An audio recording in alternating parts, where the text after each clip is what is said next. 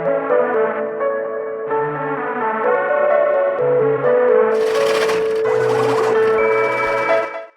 live now. Yes. Okay. This is what he looks like. I have to find a better photo.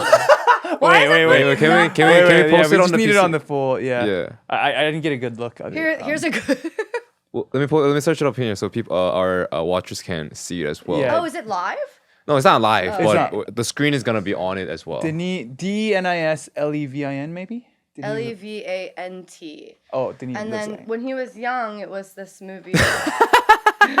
Look up. I know him. Mobile Hanks. Wait, can we see image? Oh, I can't. Okay, what? I guess she thinks I look like him. I guess. I it's don't like, think that you look like That one. him. I think like when you watch his films, you guys like have a similar charm. Also, I think it's a gap between two eyes. I think my gap between my two eyes are bigger. Yeah, let's go for the first photo. You see that gap between my eyes? I see it. It's a bit wider than the average population, I feel like. I think it's like I think He it's does like look I get me. it. he I has kinda a see it. youthful face, but like an old soul kind of look. Mm. You know what I mean? Like he has like I don't know. There's like a rebelliousness and like hyperactive charm. Okay, thank you. There's like that's a a compliment. It's like chill hyperactivity weirdly. Okay, that's a compliment. Do you think I'm an old soul? I think you come across like very sure of yourself and you're a very unique individual. I like that. What is the difference between young soul and old soul?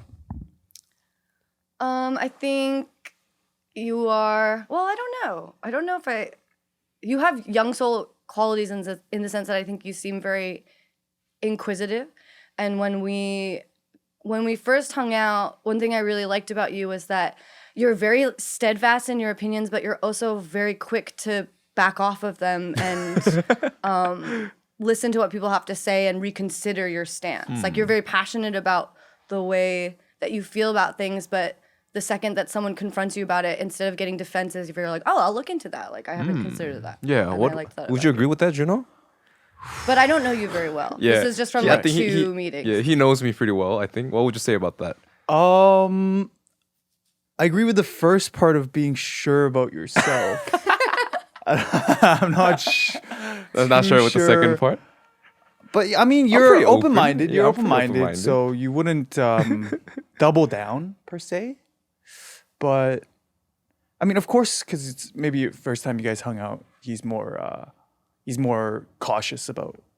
But I don't think that he was cautious. I was think I that was keeping he it real. was- boss. Oh, okay. Yeah. I don't know. I mean, we talked about a lot of things that were kind of spicy. Yeah. I feel like not like that was a weird word choice. Sensitive. It's Yeah, a sensitive they were, like, topic. politically sensitive Yeah. topics, like divisive topics. Like you won't talk about that if you meet someone for the first time. And I feel like we were both game to talk about it and like had very different feelings about things, but were able to not be emotional about them. And when I proposed other things, instead of like defending it to the death, he was like, "Oh, that makes sense. I agree with that. I see where I'm being contradictory. I still feel this way, but I should look into those things." You know? Yeah, so it was. I felt comfortable talking to you. Yeah, it was good. Thus, I invited her as a guest so we can share it with our viewers. Nice. So thank you for coming. Thank you for having me. Yeah, Are we going to talk about those particular topics that were discussed? I'm not so on- sure, man. I'm not so sure. Okay. I think there are a lot of things that I could learn from Michelle as a creator. I think because how long you been making music for? So long since Right. I was 16 years old. So going on almost 20 years. 20 years. What would you say? When did you start making money from music? In I Korea, didn't that's start important. making money from music until I was like 26. 26. So about Okay. 10 years. 10 years. 10 years? Wow. But so you were doing for 20 years, and I guess the past 10 years you had a, I guess, professional career out of it? Yeah. Yeah. I think I quit my day job when I was 26 and I never had a job. Or let's say, what was your day job? I had various day jobs, but the last day job I had was working at an outdoor advertising company. So, Okay. it was in New York, and my job was as a sales assistant, and I basically helped the sales accountants sell walls to clients. So if it was like Lululemon, you'd be like, there's a yoga studio right next to this wall that like all the yoga moms will pass by and they'll want to buy those pants.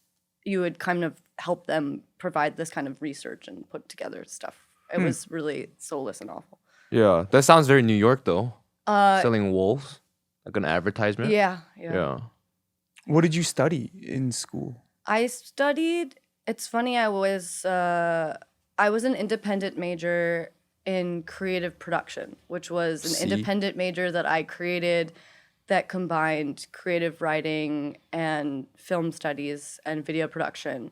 And looking back, it was the most, I don't know, irresponsible. It seems like the most useless major, but it's actually exactly what I do for a living now. Yeah. Do you think it helped? Absolutely. I think it changed the way that I write. I had really wonderful professors. And yeah, I kind of was able to design a program where I only took... I figured out sort of around my sophomore year or freshman year of college that I was only going to succeed if I did the things that I liked and stuck to the people that I got along with. And so when I found professors that I really clicked with, I kind of just clung to them and took all of their courses. And I think as a result, that really impacted my work. We had an author in here like a week ago, and we were discussing about how she's an author and you write things down, and she said, oh, I think I like writing it down because I can kind of control this I guess a thought or whatever, because like if you talk you can't erase it, right? But if you write something down you can erase it and you can have like a narrative as you want. And she was saying like she wakes up 6 a.m. every day, go to sleep at 9 p.m. She's very controlled life. But she was saying, I was looking at Omega, I was looking at your show, and it's very Chaotic. I guess like Sporadic? Sporadic. Yeah. It's very 즉흥적인 게 뭐지? It's on the fly. Yeah, on the fly. And we were discussing what like makes it different, like where the difference comes from. And we were saying like, oh, maybe if you write it's under a language, right? And a language is like it comes in like it comes in order. Like I am good. There's I, there's am and good.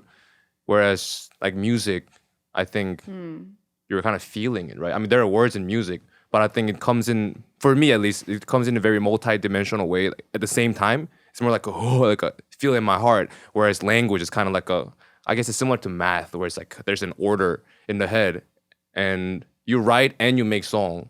And I want to hear what you think about that. Yeah, I mean, I agree. I think that with music, you can literally write in fragments, which is really freeing, and it's a much more intuitive process. I typically write lyrics pretty quickly. Yeah. But I don't know if I write slowly, but it certainly takes a lot more time. And I think that when it comes to writing lyrics, I'm not so concerned with presenting a case or having people understand every single thing that I'm trying to say. But in writing, you really need to do so. And there's nothing to sort of hide behind, and there's nothing else to carry the load. Like you can't rely on the melody or the instrumentation or the production to carry any emotional weight for you. You have to put it all into writing. So it takes a lot more time.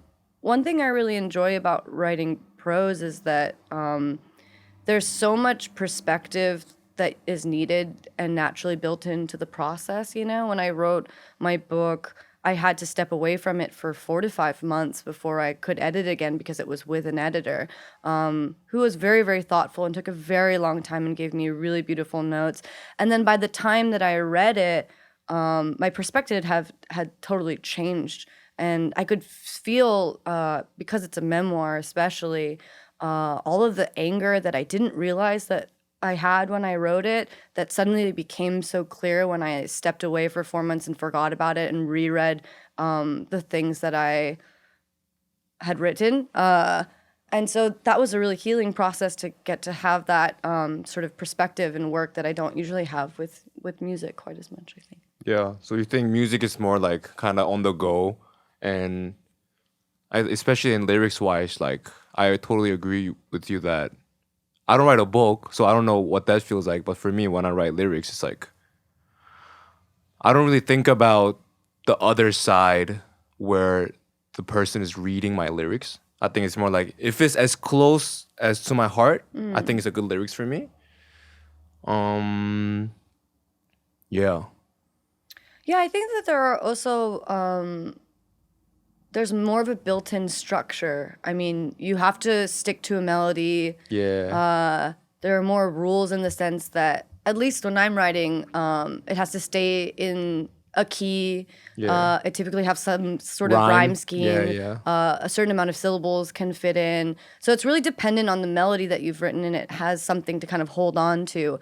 Whereas I think that when you're writing a book, it's such an expansive, like, open place that you can go anywhere. It can be kind of intimidating and hard to find.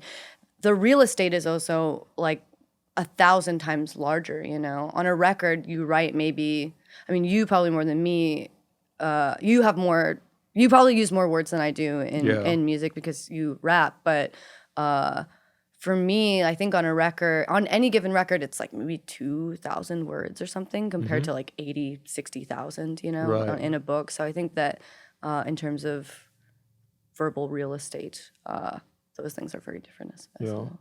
You have to be really concise and selective, I think, in lyric writing. Like when you guys listen to music, what comes first, like the sound of it or the lyrics? I typically keep a journal with like couplets or one line or something, or even just a word, and then I'll write a melody or a guitar progression or piano progression, and then that sort of feels like it expresses that, and then the two things kind of happen simultaneously together after that for me. And I'm curious about, like, I only make music, so whenever I was in Indonesia and we went to this volcano, and it has a temple in there, and I received a lot of energy from it, and so my outlet is like music. So it's like, oh wow, this is like sick. Like, how can I transfer that into music and share it with my listeners, right?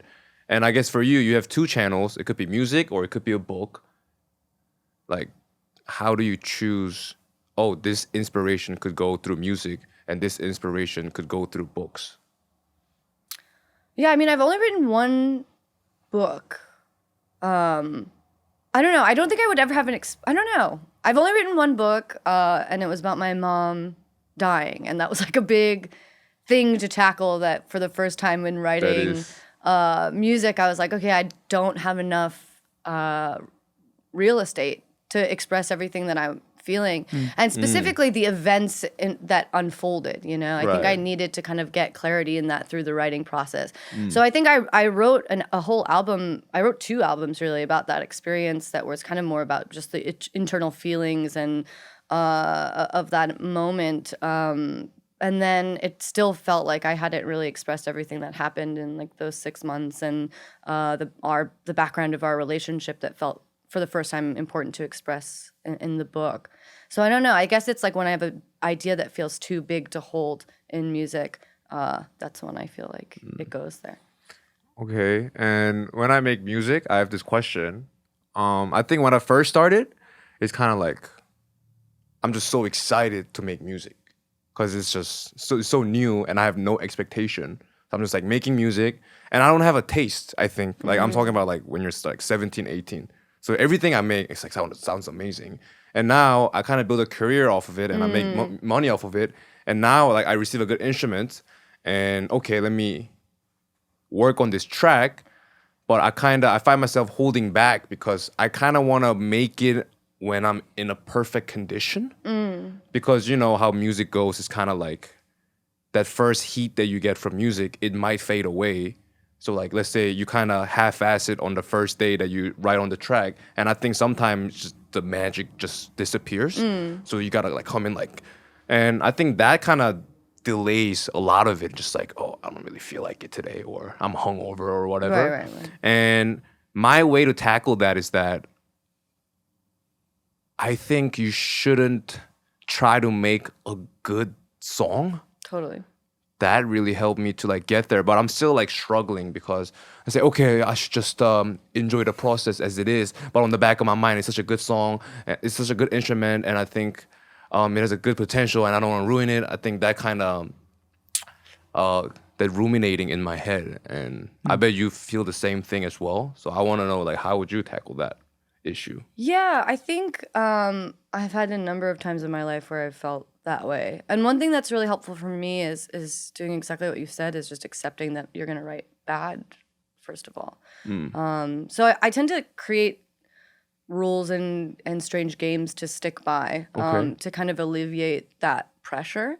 And so that started in 2016, I think it was 2016 when it was either 2016 or 2014 when I started Japanese Breakfast, and I was feeling really stuck, and I decided that I was going to write songs every day for the month of June and record them. And at the time I was working like 3 jobs. I was living in Philadelphia, and even if I just had 15 minutes, I would just write a song, record it, arrange it, play the instruments, and then just upload it onto Tumblr or Bandcamp or something.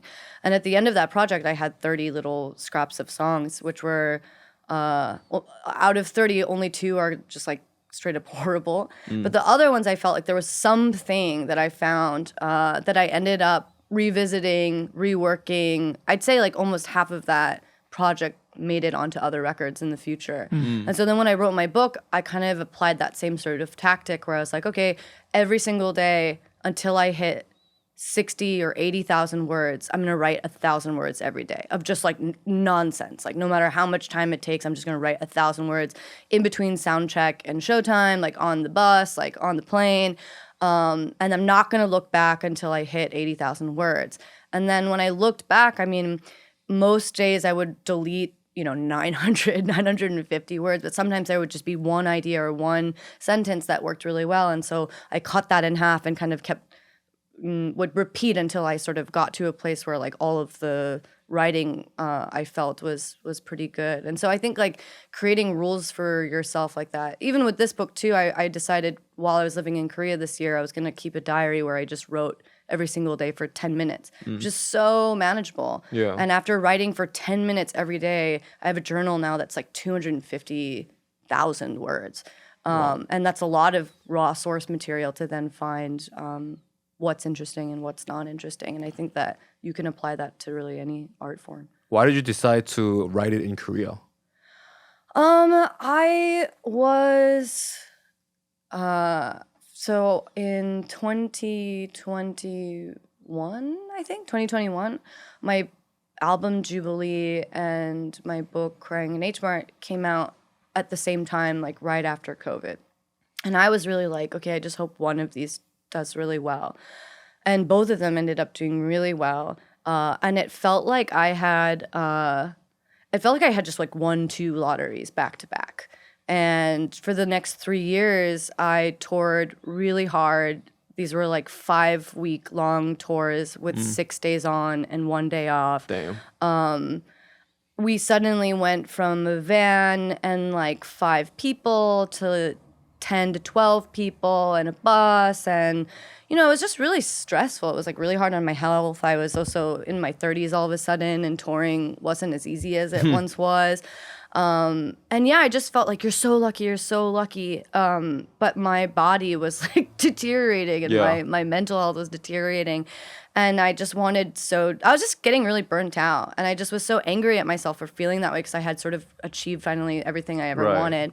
And I think I keep saying it felt like I was at a poker table where I just kept winning, and I kept feeling like at some point I'm going to start to lose. And like I already won the game. So like I got to go, And so my publisher was like, after the success of Crying in H Mart, was like, whatever you want to write about, we'll buy it. We'll give you the advance for your second book. And all I wanted to do was just like take a year off and live in Korea and study the language. Because when my mom was alive and I was younger, I never learned Korean, but my mom would say like, oh, if you just spent a year there, I think you would leave fluent. Yeah. And so I kind of was just curious, like if you dedicate yourself to one thing for 1 year, is that even humanly possible? And especially being somewhat older, like what does that look like? And So yeah, I wanted to write about that experience for a Okay, year and cool. see what happened.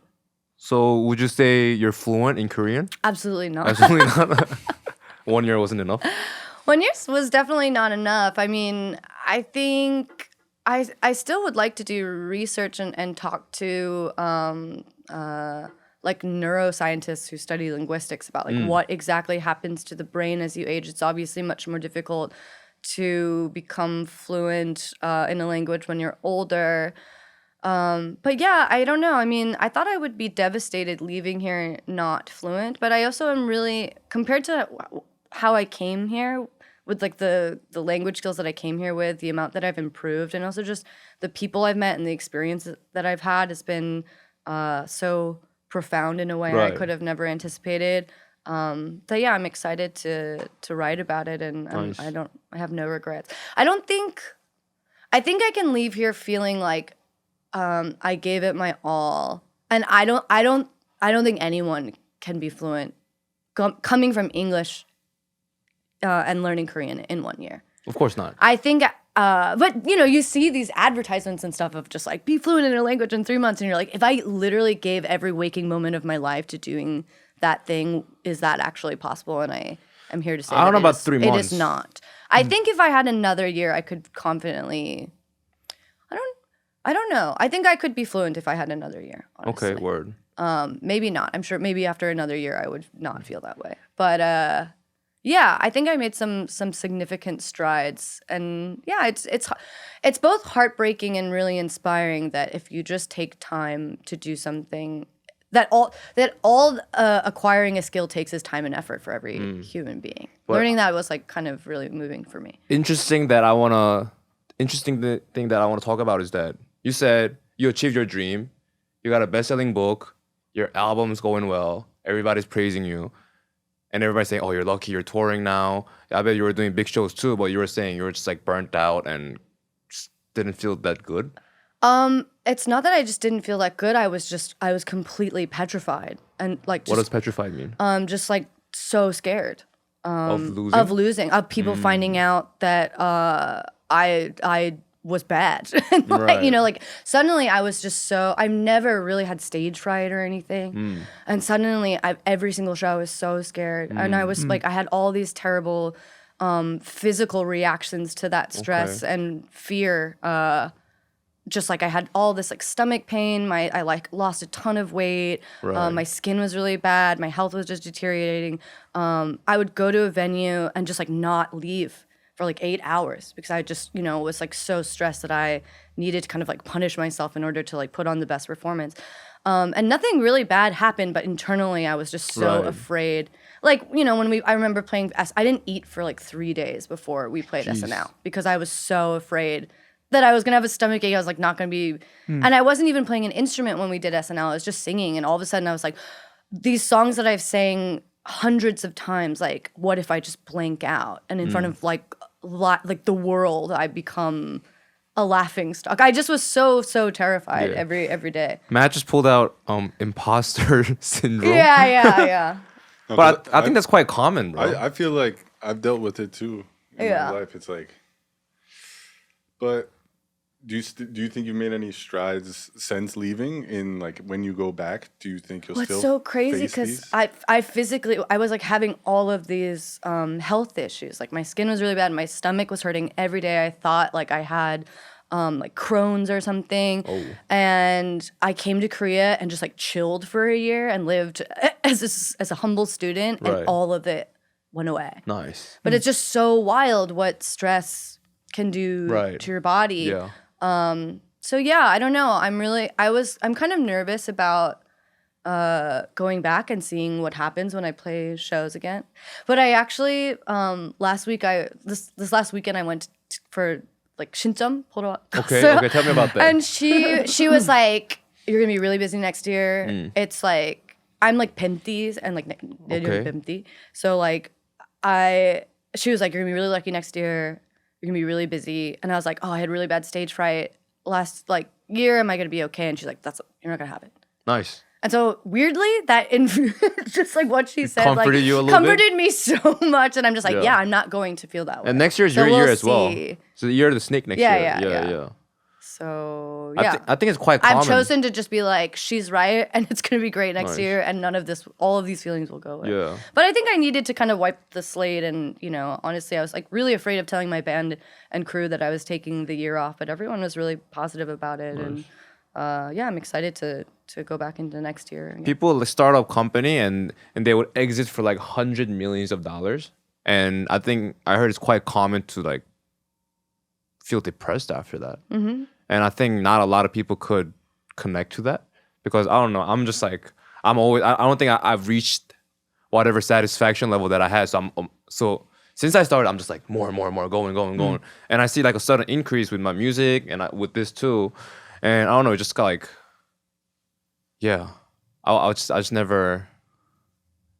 I don't know. Yes, I was thinking the same thing. Like, Will that happen to me? I hope not. I mean, I don't think it happens to everyone. I'm But I a think very it's quite like common, though. neurotic person, so I think that I'm super neurotic. really, Yeah. yeah, maybe it will happen to you. I don't know. Yeah. For me, it didn't happen until I think I had a very like consistent, like slow climb of a career, and then in 2021, it kind of like peaked up. And that was when I was really freaked out. Right. So I What do you think think it about like that? it tends to accompany maybe like when you feel like you've made a big jump or something. You think you're gonna feel like that? was SPNS thinking- TV exit for $100 million. I was thinking though, like if I were at that point, would imagine I would want more. Like if I'm at the poker table and I just had a big payout, then I feel like I'd be addicted to that feeling and want to go back to get more. So I was wondering if I would ever feel that because You'll never stop? From my maybe it's because I haven't reached that level Yeah. to feel that way. So I'm really curious what kind of cues you got to make you feel like. Because for me, I'd be like, oh, I'm good at this. I'm gonna keep winning. Yeah, I'm trying to think of like what a good analog would be. I mean, I felt that way, I would say, for 5 years once my career started going. I was like, yes, like finally, this is amazing. I'm gonna like kill myself like on this climb. And then I guess it's like you're like gaining like a little bit of money, little bit of money, and then all of a sudden you get like a huge lump sum. You're just like, there's a part of you that wants to just be like, Sounds sick. you're just like, I'm out, like it doesn't get any better than this. So like, Okay. let's like leave while, like, if you got like a huge hand, I don't know. It's like, well, I won. Like there's nothing else to win. It's bigger than I ever thought it was going to be. Okay. So like, I'm not really, I don't know. When I was a kid and I would see bands like Modest Mouse or Built to Spill, like playing like a 1,500 capacity venue in a van, I was like, if I can stay in a hotel every night on tour and play this size venue, like I'm done. I've won. Right. But then all of a sudden it's like, I'm on SNL. Well, I got 2 much more than Grammy that. nominations. Yeah. Like I'm on a bus. There are like 10 people whose like lives I support financially. Like I was like, I never signed up for this. Like I just wanted to be like a small indie artist. But there was this curiosity of like how far can we push this? And it just kept getting bigger and bigger. And so I kept pushing it, and eventually I was just like, oh God, like I don't know. I don't know if it was ever supposed to be this big, and I think I got really in my head about it. What's the over last dumbest 3 thing you years. spent money on when you got the good lump sum? I'm very frugal. You're frugal? I'm quite frugal. I don't know what the dumbest. I just bought like really expensive theater tickets. I don't think I like regret it, Okay. but I don't know if I've made any significantly dumb. Yeah, and you took a train here I can't to even. expose it. Okay, it gets so much worse if Okay. you actually knew. Not only did I take the train, my husband my husband just left. Oh, He okay. left Korea first, and I'm here for another 3 weeks. And he's been like putting all of his change into like a piggy bank. And so we tried to like go to one of those machines at the bank where they Wow. like give you the cash, like, and they like count all of the change for you. And they're like, oh no, we only do it on like Tuesdays and this is really dumb. I can only do it on Tuesdays and Thursdays in the morning time. So then on Tuesday, like I was kind of hungover and I forgot to do it in the morning. And then I was like, oh, maybe I should just like I should just go to like a coin 노래방 or like an Spend a coin. arcade and just Yeah. like spend all this, like make a fun game out of spending all this money. Or I can like just take the train. I can use it in the train machine. Mm-hmm. So not only did I take the train here, but I like I used like All that leftover like coin? 2,001 like in just like like Took you bet 10 coin. minutes? And so I put like 2,001 like worth of coins into the machine to then because I'm slowly trying to get rid of these coins. Wow. I'm so not frugal. It's crazy. It's like you're not missing much. It's like honestly really embarrassing. I think both of my parents like grew up without money, and so they were always just like always say, like always hide money. This is that a like photo how of the much piggy bank? I Wow. have. I don't know if For the you- listeners, that's the this stereotypical is the Korean piggy bank, green, neon green, transparent piggy bank. I had that when I was 7. Oh really? Yeah. What is the stupidest thing you've spent money on? I mean, I didn't make that much money to say a stupid money, but I don't know. Let me think. Like, What is the stupidest thing you've spent money on? It's not stupid, but I find It's myself not stupid. regretting. Oh, I have a good one. I find myself regretting buying clothes all the time. Yeah. Because it just every time I buy it, I feel great about it. But regardless of how great I felt about that piece, if like a couple years go by, I always like regret it. What is the most expensive piece of clothing that you own? Really not that expensive. Maybe like it was worse when I was younger. So maybe I was like grade 8 and bought like True Religion jeans or something, and that was maybe like $500. that's a lot. It was worth a lot back then. Your mom bought you? Yeah. Yeah, I specifically remember we drive to Seattle. And Yeah, then where did you bought grow there. up? I grew up in Vancouver. Oh, wow. So Two Pacific Northwest Korean Yeah. kids. I think a bottle in the club.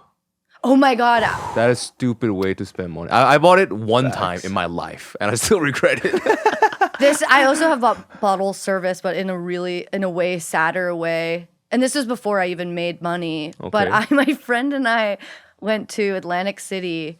New Jersey? New Jersey. That's a good place to spend money. To try out for the Amazing Race because Okay. we were like we're funny, and then of course we ended up getting like really drunk, and then at like 2 a.m. in our hotel room we were like bottle service, and we ordered like a bottle of vodka and like mozzarella sticks like to the room at 2 a.m. and we fell asleep like waiting for it. Oh, shit. And so we just like had this bottle of vodka and we were just asleep and we didn't even drink it. Right. So then we just like drank it in the morning before our horrible Amazing Race audition, and that was maybe the worst. What is Amazing Race? It's like a reality television show in the States where you compete in challenges okay. while traveling or something. Oh, okay.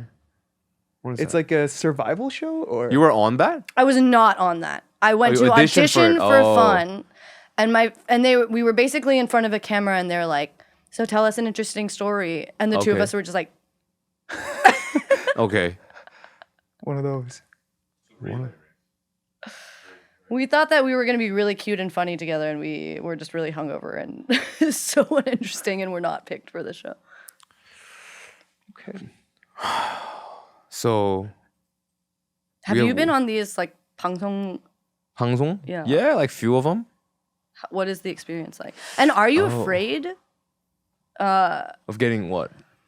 of Getting like canceled? Yeah, of getting canceled. Of course. Yeah. It's so bad here. Yeah. So like well, I think If you were I to mean- get canceled in Korea, what do you think it would be?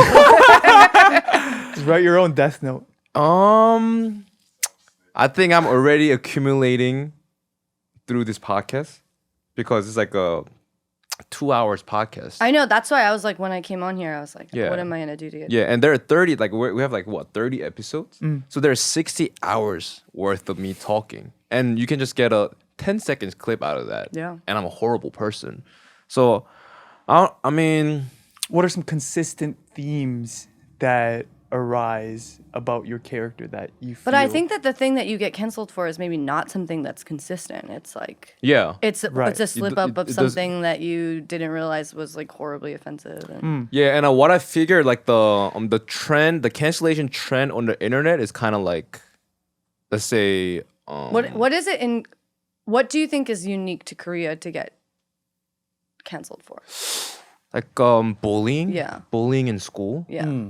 I think that's one. drunk driving, maybe? Do you Gambling. think that Gambling. bullying is more common in school in Korea for that to come out, or like I think so. it's weird to me that that doesn't really come out in. But I the mean, I US. think, I guess it depends. Even in America, it depends on the states. But I think in Korea, bullying is quite harsh. Like Japan and Korea, Yeah. I think it's like very mean. And But you know what's crazy? It's like Mark Wahlberg like assaulted a Vietnamese man. Oh, yeah, I know and, like that. went to jail, and his career is fine. just going just fine. Yeah. I think the forgiveness, like there's no bounce back in Korea. Yeah, at yeah, all. yeah. And maybe also time doesn't heal. Like the YouTuber, the travel YouTuber. Jake Paul. No, the Korean. Park Soo- Like Soo-bin? him getting canceled for not being. Wait, who is that? Can you pull it? So there's he's- another guy that looks like me. So he's this travel YouTuber who... Wait, I think I know. Was he also on Devil's Plan? Maybe, yes, maybe, yeah. he was. He's like, So he was bullied in school when he was young. yeah. So that was kind of his whole character. There you go. Yeah. And- Oh, he was canceled. And Yeah. he had this, When did he Idol. get canceled? Like this year? yeah, like a couple months ago. Yeah, a maybe? couple months ago, and yeah, like he had an idol on who had a accusation of being a bully, and he was just saying, I think like, oh, like I didn't really fuck with you because I read an article, but I talk to you now. I think like you're a good person or something. Or maybe I'm making some shit up in my head, No, but that's what he said, right? He said, yeah. And then he kind goes like, of- oh, you're fucking supporting a bully. Canceled Okay, so he on his podcast was like, like a show. It's like a travel show. And so they went he on was a saying show. to someone who had been canceled for bullying, like, now that I met you, I think that that's okay. And then now he's getting canceled because he forgave that guy. Yeah. Okay. It's like, why Yeah. would you represent the people, the victims and stuff? Yeah. But and but even like my point was like the fact that he was getting controversy over something that happened during his high school years. I think that's a cultural difference in America than here. Is like people like, oh, well, it was a long time ago, and there's some forgiveness. But you almost, I feel like, have to have like an infinite clean record. in yeah, order- which is impossible. it's impossible. Yeah. You can dig dirt on anyone, Yeah. especially in their teen years. Like people make mistakes before they develop and learn. So Yeah, so I refrain from searching my name on Twitter. That's how I keep my sanity. Yeah. Yes. That seems like a good idea. Yeah. Another But one's Do you gambling. read the comments on the YouTube? I think YouTube comment. I think Twitter's worst. But I think YouTube and Instagram is kind of funny. It's Yeah. like it's just like you're ugly, and I think that's whatever. Yeah. I don't even find that. Yeah. Yeah, I do think the YouTube commentary is pretty. I think It's, what maybe, it's like pretty low tier. I think the most fried is like short form videos. Comments on the short form videos are the most fried. Oh yeah. Yeah, like our videos, I think our channel's not that big yet, so I think it's mostly just fans. So it's quite supportive. But let's say Reels or YouTube Shorts is more algo driven. So a lot of people who don't know us watch that video, and the comments are quite interesting. From my experience of uploading our stuff, TikTok is the lowest tier I've ever seen. It's quite low. Just the psyche they're on. They're just like, oh, like who the fuck you think you are? It's like flooded with like, oh, these guys think they're something if they have a mic or some shit like that. It just doesn't seem to engage at all with what we're trying to say. But Yeah, and I think because we do podcasts and it's not really common in Korea, so I don't think it sits right with some group of people. So the comment that I get is like, oh, like you think you're so smart. How dare you have an opinion? Kinda. So I think you need a lot of credential to speak your thoughts. Like you gotta be a professor or something. yeah. Or a PhD. Have you felt that like higher level of moral standard out here compared to the States? I don't know. I mean, like, I haven't really been perceived by the public for like a year, you know. So this will be and also I think I'm protected from a lot of it because I don't speak Korean very well still. But yeah, I mean, it definitely feels like more like I'm more I'm more like I remember I'm more conservative here in little ways. I think like I'm definitely more. I definitely follow the rules more. I have like more of like a reverence for. I feel like a child in some way, and how much reverence I have for this culture. That even if I wouldn't feel that way in the States, I feel very like I must be really polite. Right. Like a well-behaved child here. Yeah. More than I do in any other country, I think. Yeah. Do you think it's an impact on you? It's really funny because like I remember one thing I think that's really fun about learning Korean and like trying to function in another language is discovering a different part of your personality. So Right. so in my everyday life, I'm a very loud and very opinionated and aggressive person. But here, like when I hung out with San for the first time, we spoke only in Korean. He was very sweet and very patient with me. And then we hung out with some Kyopo friends and I switched to English and he was like, is it 순수한? 순수한인 줄 알았어요, is what he said. Yeah.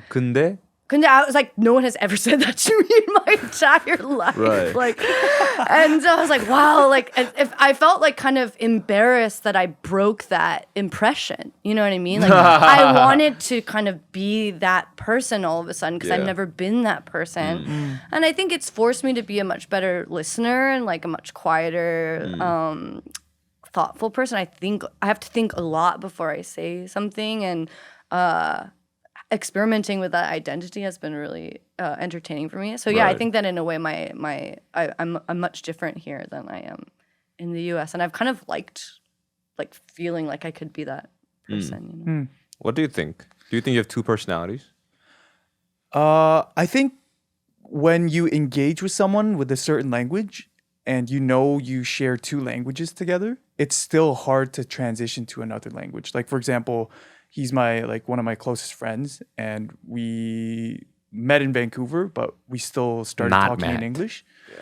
And I still find it kind of awkward to speak to him in Korean, just because we know each other as like our Canadian kind of identities. Even though it's fine, like I can still talk to him in Korean, but I think it's just a little awkward for whatever reason. I know what you mean. Yeah. I mean, so Jungle, who you had on here, actually we only speak. She's been so helpful in my Korean learning journey. We only, from the beginning, have only spoken Korean with one another. I don't know how she understands anything that I'm saying. But even if, for instance, like we were speaking in Korean and I said something in Korean and someone didn't understand it, she would retranslate it for me. Or if like someone is speaking to me in Korean, I don't understand what they're saying, she would translate it to me in like a simpler Korean, and then we're able to communicate very well with each other. She speaks fluent English, much better than my Korean, obviously. But when we speak English together, it feels kind of like, oh, it's a different version of you that I don't know that feels kind of different, and it feels like wrong that I am speaking to you in English right now. I'm still tight about those comments on Twitter, man. What about me? What are they saying? I think like so what happened was I associated myself with some people who are getting negative feedback on the media. Right. And is this your cancellation? I didn't get canceled. But they got canceled. I would say they received a negative media feedback. Okay. And just by associating myself with them. Do they also do a podcast type thing? You don't have to answer that question. I don't have an answer for that question. But my point is that what I realized is like, so let's say that I'm very juggly right now. Let's say that person Do you edit this? No. You No. don't? Okay, No. okay. Yeah. So this person got canceled for matter A, right? And That matter A is like I said, let's say there's 60 hours of me speaking, and they can find 10-second video of me making a mistake. And that 10 seconds become my whole 60 hours or my whole character, which is not true. Everybody makes mistake.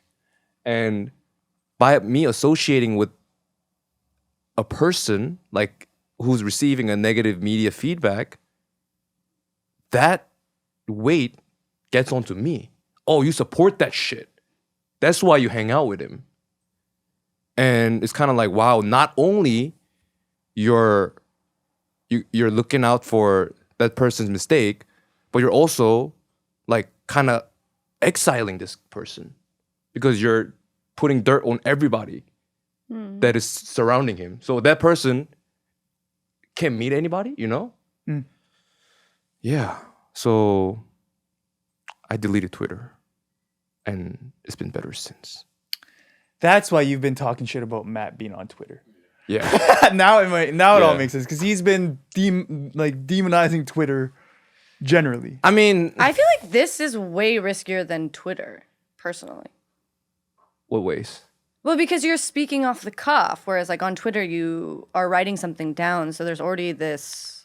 You can reread what you said, Yeah. but doing a podcast and speaking naturally, there's no way to edit what you're saying. Where at least like you have to confront the words that you typed out before Yes. clicking send. Yeah. That's why not many people are doing So this. I'm way more afraid of doing. I haven't tweeted in quite a long time. Yeah. But, I'm much more wary of something like this than because we're all sort of people pleasers, I think, and so like someone could be saying something that you don't agree with 100%, but you want to like be like I can see what you're saying, and then someone could react to that of just like, what do you mean you agree? You could see what they're saying. Yeah. And It's just human to want to like be like, oh, I don't really agree, but like sure, like so I guess I'm afraid of getting canceled, and I'm putting myself into a very vulnerable state. But I think this is necessary. But also so why did you was it a specific conversation that you guys had to not edit this? Yeah. You like it, I mean that choice feels like you like walking the tightrope a little bit. Ooh, I like this angle. What's the walking the tightrope mean? Just like you like juggling and you like being risky. You're Yeah. afraid of getting canceled, but you have a podcast where you talk about things that I don't know, you like have deep conversations about some somewhat divisive topics. I think it's necessary. And then you don't want to edit it. So Yeah. even if you feel like you made a mistake or you talked about something that might be interpreted in a certain way. But everybody makes mistake. And I think nobody's doing this. At least few people are doing this. But this is like what we really need. It's just like no edit. But you haven't had that Real big combo. moment yet. So one thing, like you haven't, as far as I know, had that big moment where you're like, oh, I made a mistake and it got caught and here I am. And now I have to continue recording with that history. You know what I mean? So I think that the real question is like, when you get to a point where you inevitably do make that mistake and people are upset and you receive some backlash, Yeah. what will it be like for you to record after that moment? I mean, it's definitely gonna be on my mind, and I think I'll have to really think that, do I genuinely feel sorry about that? And if the answer is yes, I'll be like, I'm sorry about that. I make a mistake. I have a question for both of you. I mean, both of you are very fluent in both Korean and English, clearly. Do you have one that you feel more, do you have a language that you feel more comfortable in than the other? Do you feel like your personality is different from one to another? And by extension, are you more afraid of making mistakes in one language over another, or like not having enough nuance in one or over the other?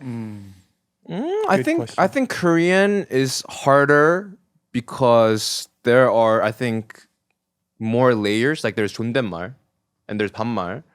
So it's like, and there are many ways you can kind of get to a point. And I think we're more what's the word that I'm looking for? Like gentle. We're more delicate about it. like 돌려 말. Yeah, 좀 돌려 말한 거죠. We're very like with like manner and how polite I can be.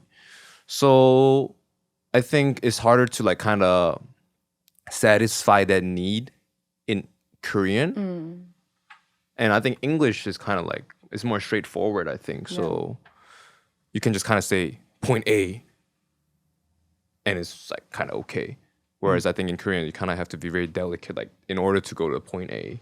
I think it's like an art almost. And I think like famous comedians or personnels in Korea are very good at that. Yeah. Like I think we all say the same point, but they're just like so good at like kind of taking care of that perspective and like not like be too aggressive and like get to a point.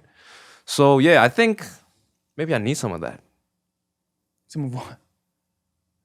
Some delicacy? I don't know. When you speak In Korean. Yeah, when I'm doing podcasts and stuff. Because like I rewatch some of my videos and I'm like, oh my God, like look like a douche a little bit. Because of the way you pose a question. Yeah, or like I think I get less judgmental when I hear myself speaking English because like I said, I think it's more simple in that way. But in Korean, there are a lot of ways that you can go about it. So it's like my facial expression or the way I put it into sentence or like my tone of the voice is kind of like, oh wow, like kind of rude, you know, sometimes. And I don't know, so back to my personal life, I think that's kind of been helpful. Like I really like think about how I treat other people as well. Like, oh, this is how I sound, but I didn't mean that. So like I watched it and like kind of have a review in my head and kind of have a far more update. But I guess it's kind of crazy to risk whatever I have to do that. But I just enjoy doing this for now. Yeah. How do you feel? I think it's very dependent on the other person for me. But just because of the persona that I developed speaking English was more as a minority, I think it has an effect on how I am. Whereas in Korean, at least when I was young and grew up learning Korean, I was in the mainstream society, I guess. So I think in Korean, I tended to be more abrupt and more like, oh, I think you're nicer in Korean though. You think so? Yeah, because we never argue in Korean, and I think whenever like the things get heated, you always like revert back to English. Ah, okay, that's an interesting point. Maybe that's because I know I can be more like logical. I like logical in English, I think, maybe. Because in Korean, I tend to get more emotional. Because the only ways I speak in Korean is like either with my girlfriend or with my mom or my parents or my family or friends. Whereas in English, it was mostly like work or friends that I've developed when I was older and stuff. So I tend to be a little bit more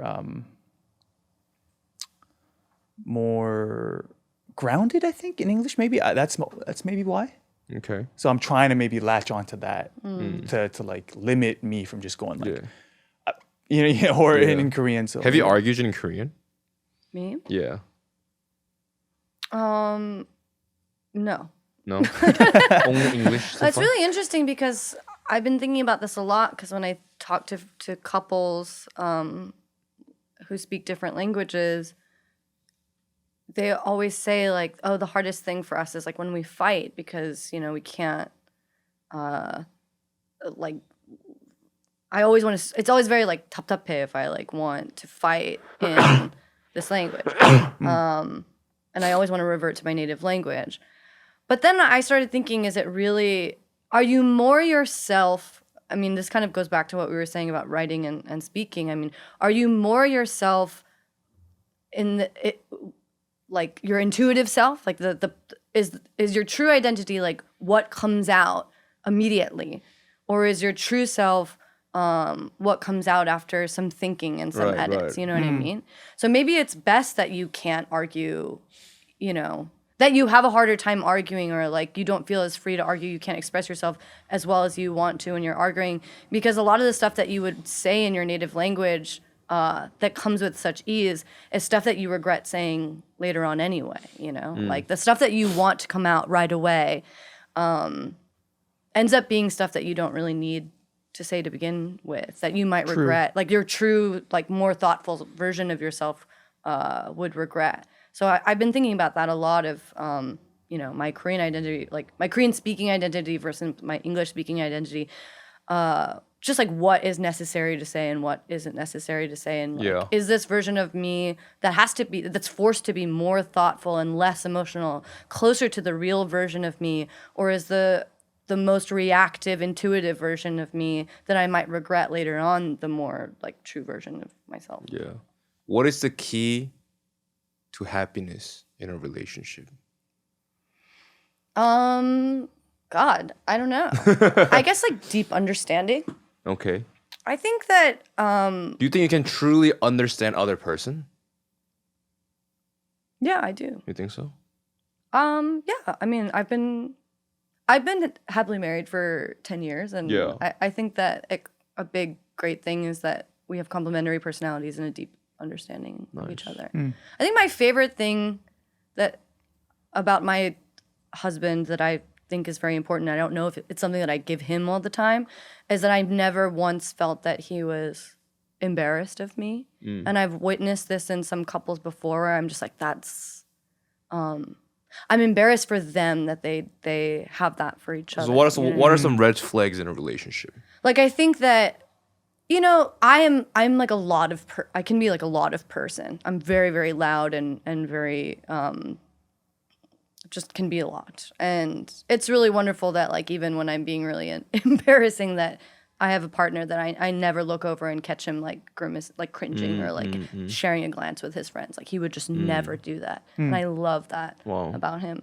And I've seen some friends of mine in couples where like, I don't think it's like the end of the world if they do that, but I'm really glad that I never have to see my partner do that like to me. your partner has to be on your team.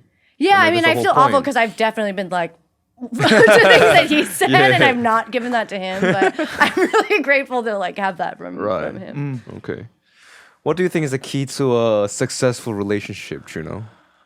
What do you think, Matt? Because Yeah. I don't, What do you think, I Matt? haven't had. You happily no. I You haven't haven't had had a a- happy, successful. I mean, none of them lasted. I think unless and I'm you're You're single. anyone now? Oh, you're single I'm now. single now. So. I think unless you're married, like and obviously you keep it that way, like at the end of the day, like you break up, right? Yeah, I mean, for me, I got married really young. Yeah, so I think that's I feel kind good. of bad sometimes for my friends who are in their 30s and like dating, because like all the things that I would worry about and would be red flags for me now, I did not think about when I was 23. I met my husband when I was 23 years old. You know, we got married when I was 25, and at the time, he lived in a warehouse with 6 roommates on a mattress on the floor and with no windows and had no job. And I was just like, he's hot. And that was like the only qualifier. That was like the only criteria Living in a warehouse. that I needed. Was like I would now if I was dating, if someone had, you know, 6 roommates and lived in a warehouse and didn't have a job, I'd be like, that's not for me. Right. But at the time, we just like, I think because we got together so young, we were able to sort of grow together and Right. yeah. And maybe that's the compatibility comes from in a way, like you kind of molded each other as because you guys knew each other since you were so young. So it's like you guys are growing together. Yeah, like now I'd be like, if someone's like into hiking and like different types of tea, I'd be like, ew, you know. But like then I like if that was someone I met at that age, I'd be like, I could get into hiking. You know what I mean? Yeah, now yeah, I'm yeah. like such a like stiff person that I think that I'm very sure of who I am, that it's hard to be malleable. Right, you know? right. Yeah. Relationship, not easy, I must say. Okay. How's your relationship? My relationship is good. It's very good. Right. Yeah. But What do you think is making it successful? I think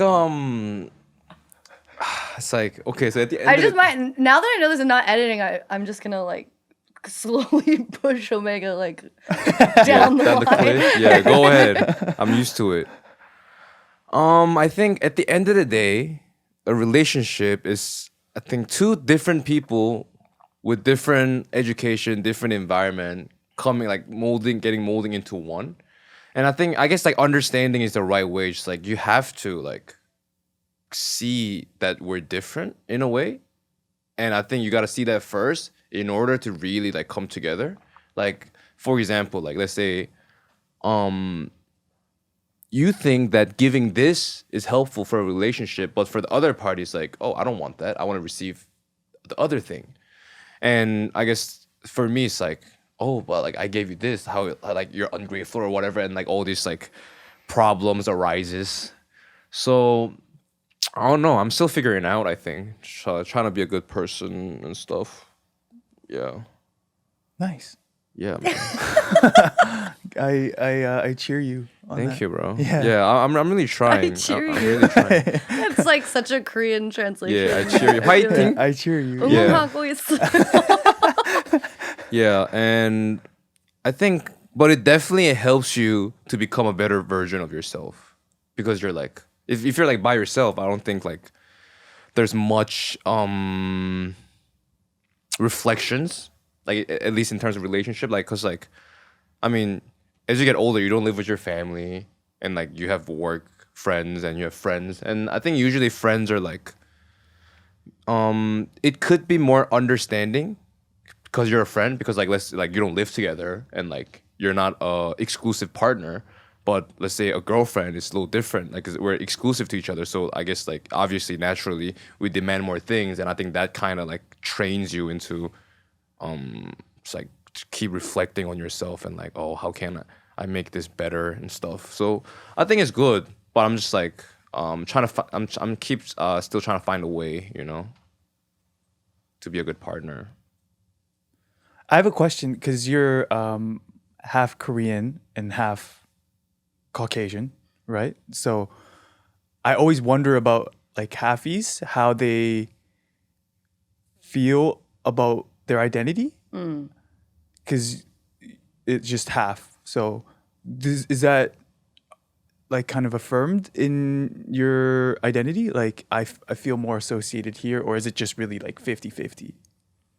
True. I think it feels really 50-50. Actually, I think living here makes me understand like how American I am. And I think I think when I first came here, I was like more desperate to like feel included or something. And I'm actually like really happy and comfortable with being sort of in between those two worlds, you know. I think when I was younger, I was really insecure about it. But yeah, I feel very of both worlds and neither. Right. Yeah.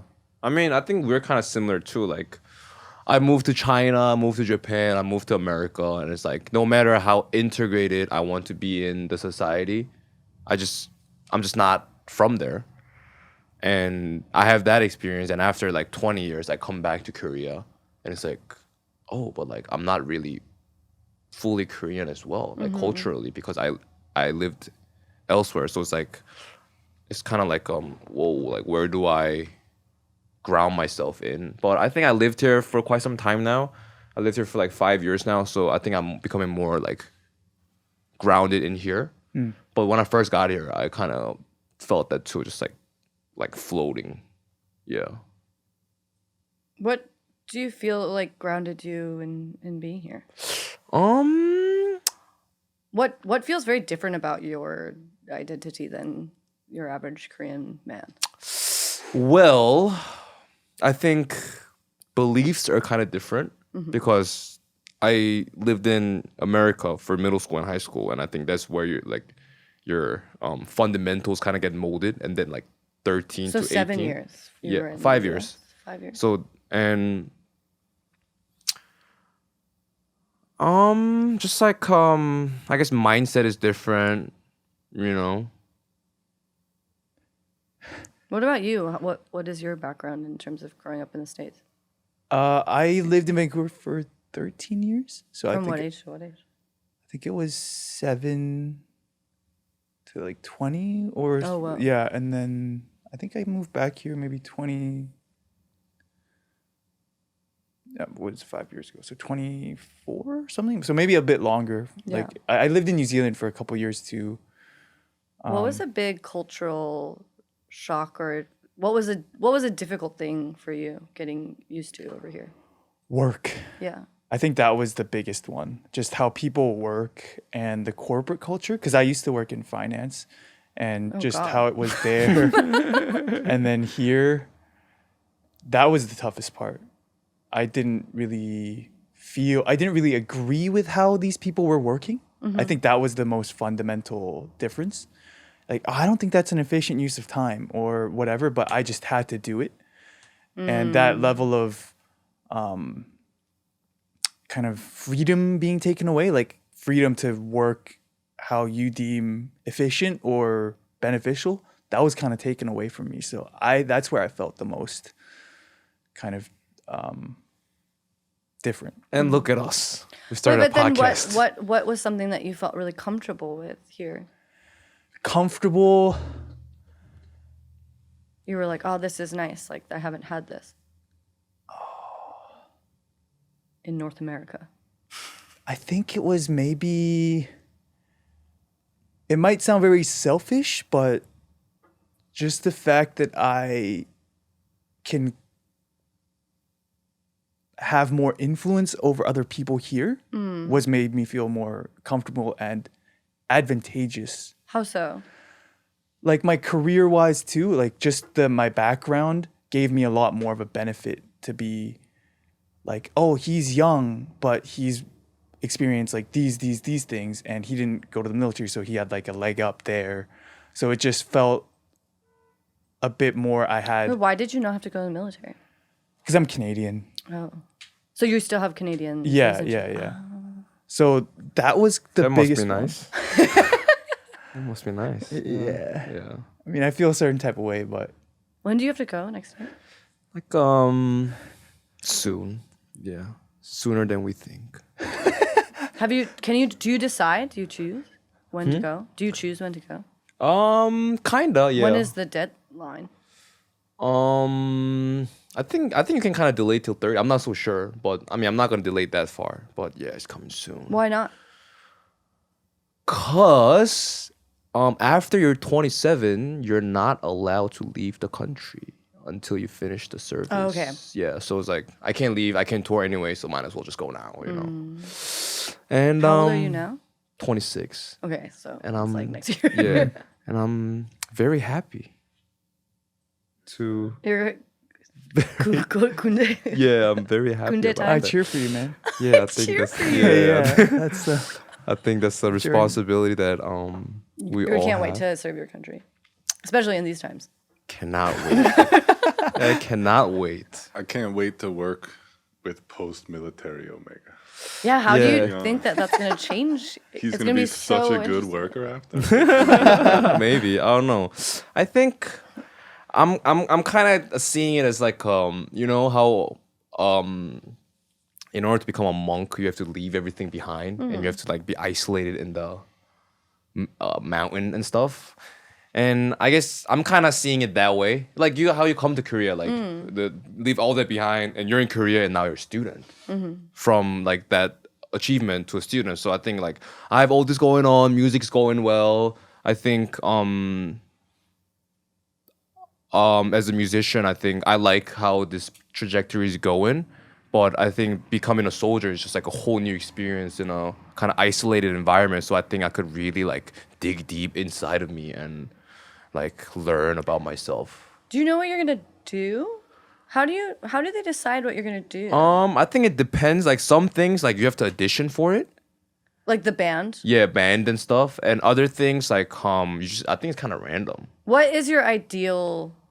My ideal military situation. Yeah, your ideal military role.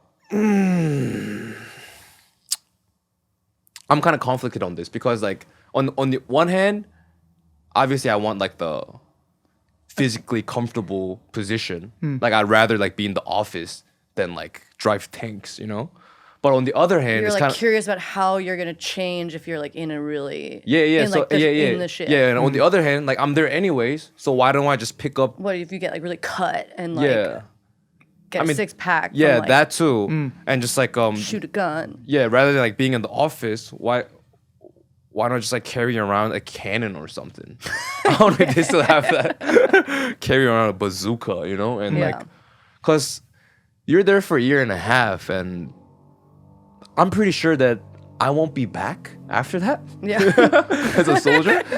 So it's like, should I just like extract the most out of it? Can you choose? Like, do you have any say? I think some things that you can apply for, but most of the people they just go in and they just like I think you write like application like You're yeah, I like think out of the top 5 things, like it's Yeah. like working in the kitchen, working in the yeah, band, yeah, working yeah. in I think you write down an introduction carrying a cannon. about yourself. So like let's say my introduction is like I made music in society. They say society because it's outside of the military. What is that in Korean? 사회. 사회. 사회에서는 저는 음악을 만들었고 and I speak English and Chinese. And I guess they'll like if I guess there's a position for me to utilize those skills, I guess they will just like put me there. And if that spot is already fulfilled, I'd probably like just say, okay, it's like become a whatever, Be rifle like man. band rapper. Yeah, but actually that position is actually there. Is it really? There's a beatbox soldier. Can you beatbox? Yeah, No. just a little bit. No. Just a little bit.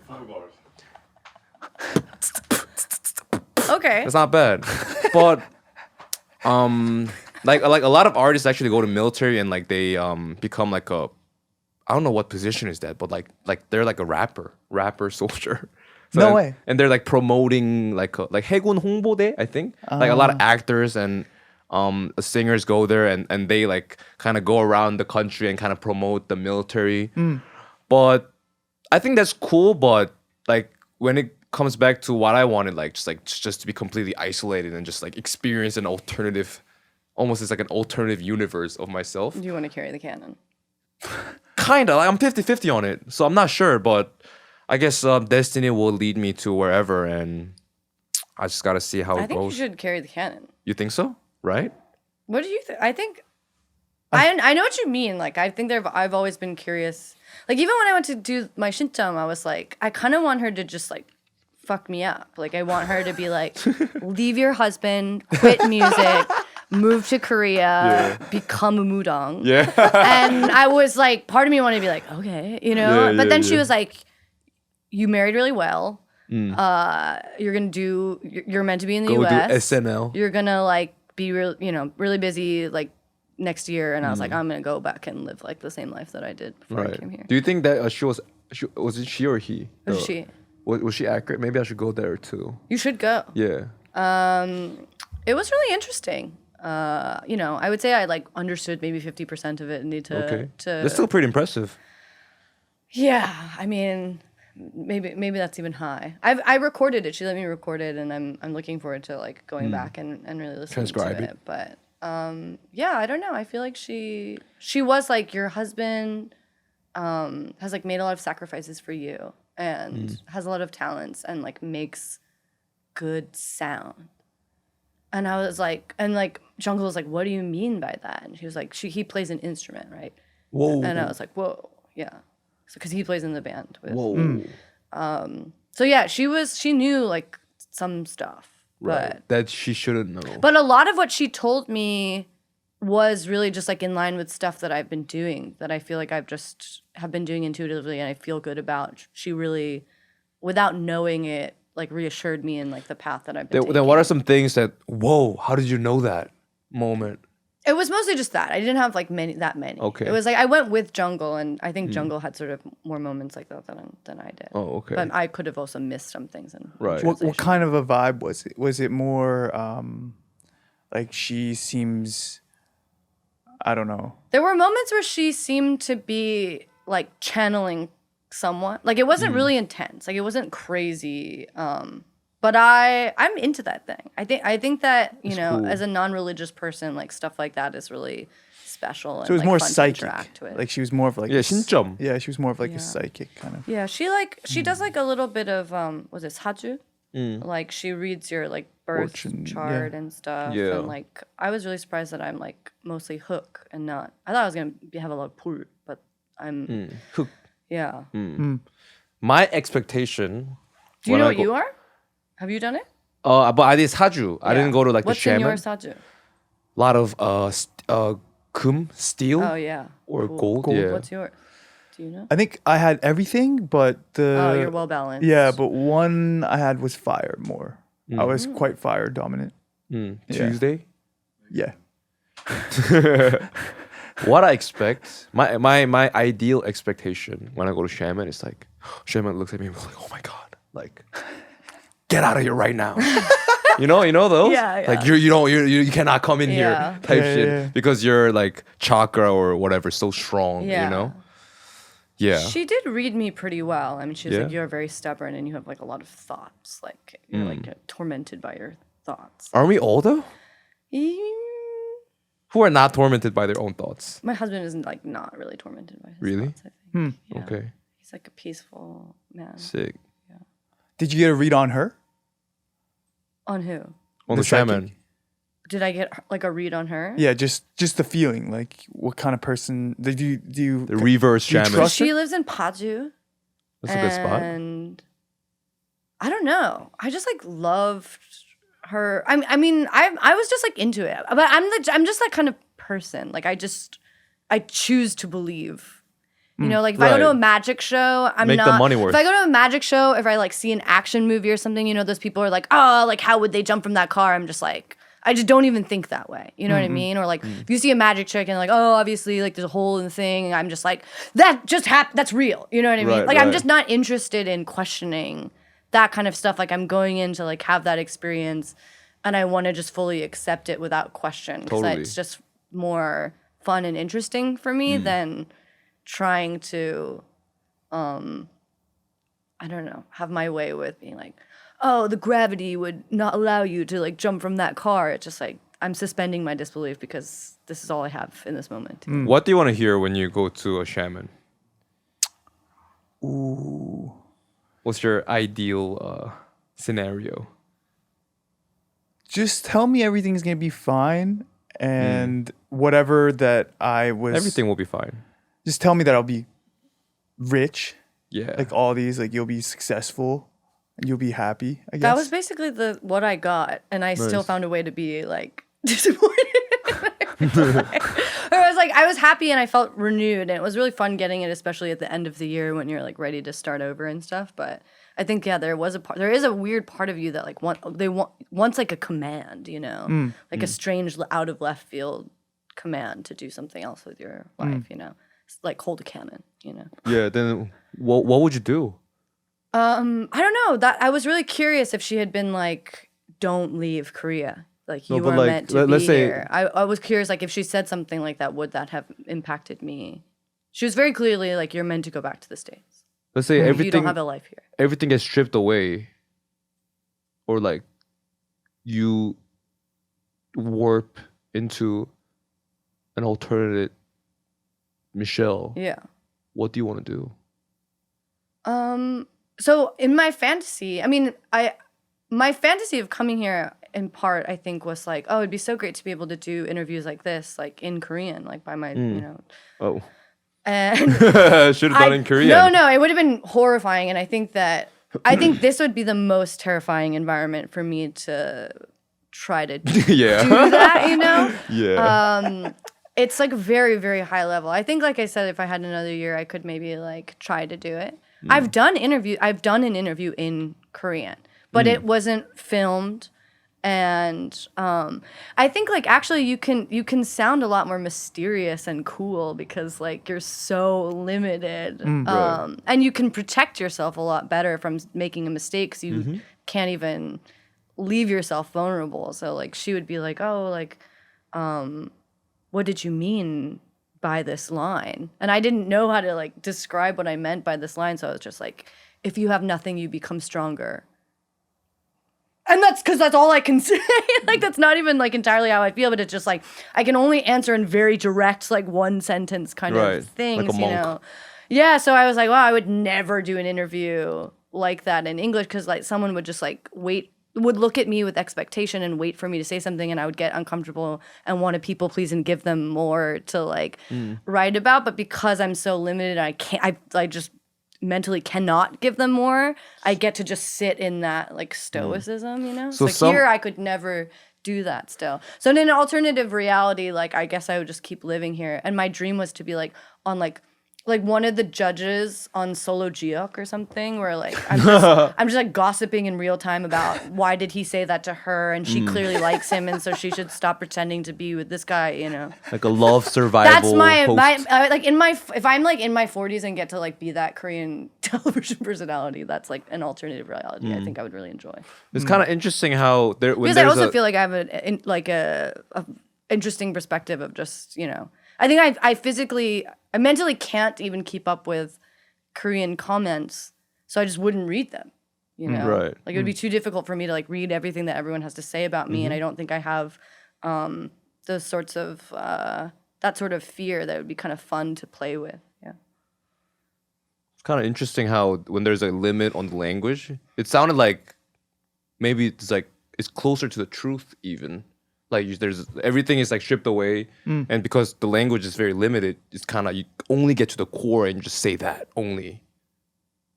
And Right. I get that. Yeah, maybe I should start doing that too. Like in Japanese. I don't know, just like in Korean, but like Yeah. just keep that in mind and just be Yeah. like, say only what's necessary. Yeah, I mean, I think that we all have that fantasy sometimes, especially if you're a chatty person. You're Yeah, like, what if I love to just talk. like became this really incredibly withholding, like Yeah, sexy mysterious person figure. that doesn't say anything. Like, Yeah. or like you have a night where you're drunk and you like say a bunch of things that you regret, and you're like, from now on, I'm not speaking, and then it dies away really quickly. Yeah. So it was fun, kind of like it felt like this entire year I've been like edging, like my personality.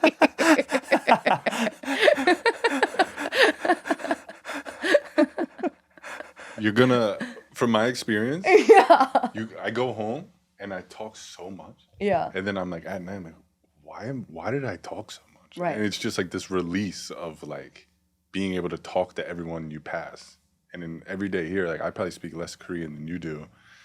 It's difficult. I can't express myself. So when I go home, I almost like I hang out with my friends from New York and stuff, and then I'm like, Aw. I'm like back in my hotel. I'm like, I was fucking annoying today. Like, No, that's the thing. It's like when I go out with my Korean friends, it's like I don't have those feelings because I just like listen the whole time, Yeah, you know. yeah. And every now and then I like say a little thing that I've like thought and like rehearsed in my head, and so like Mysteriously. yeah, and I'm like I agree with you, and like there's nothing to regret after that.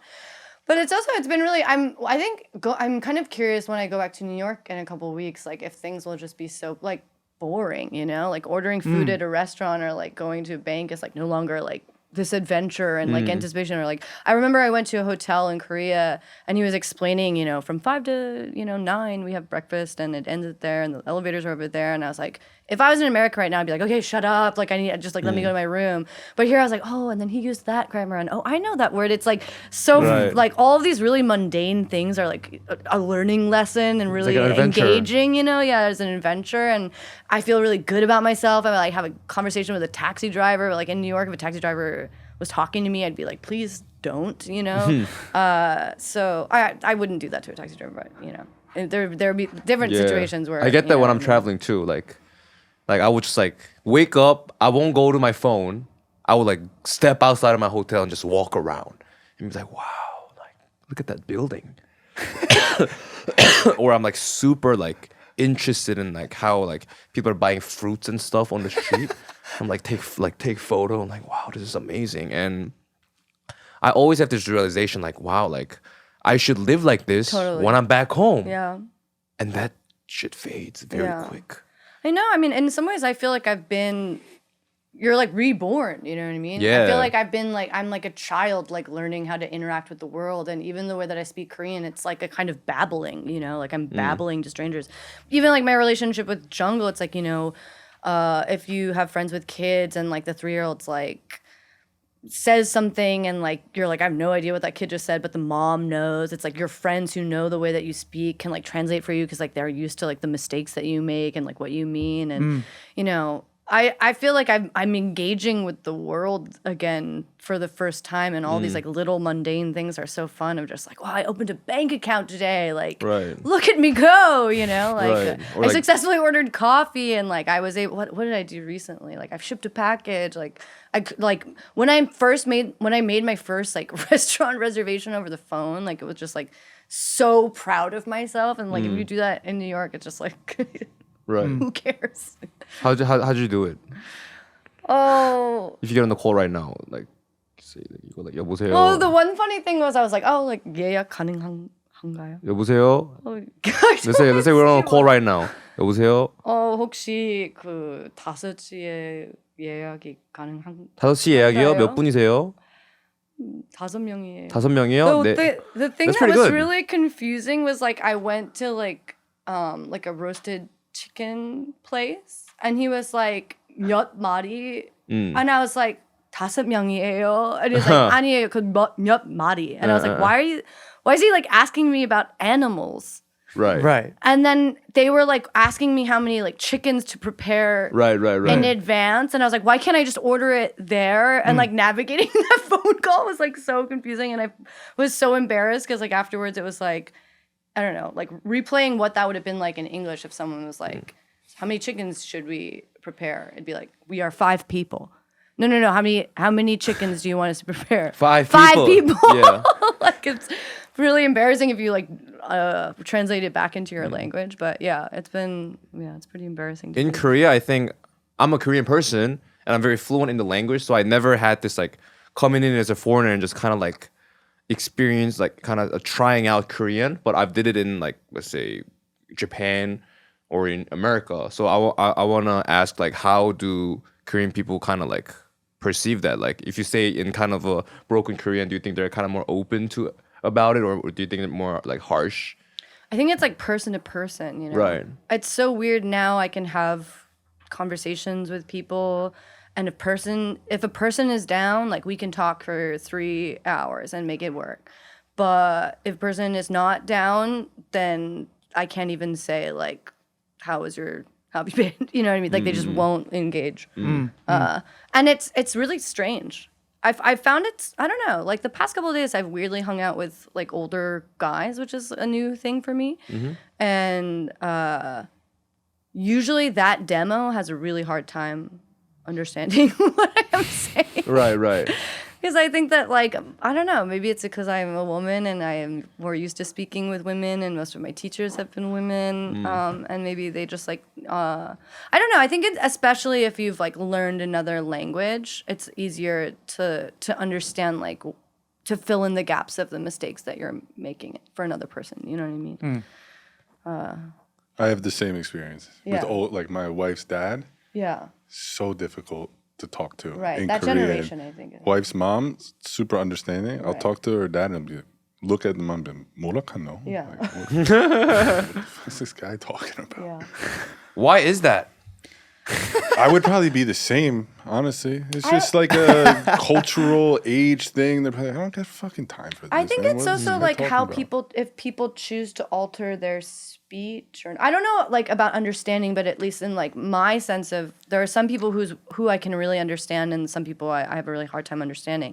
And even when I watch my husband speak to Korean people who don't speak English very well, I can see like, man, it must be so hard to understand him, because he's not someone that, he doesn't do it intentionally or to be cruel. I just think he doesn't think about tailoring his language at all. He just Right. speaks to someone, you know, like, so instead of saying like, oh, like the owner of this restaurant, he would use a word like proprietor. And I'm just like, why would you like, it's so unnecessary. Like they're not going to understand.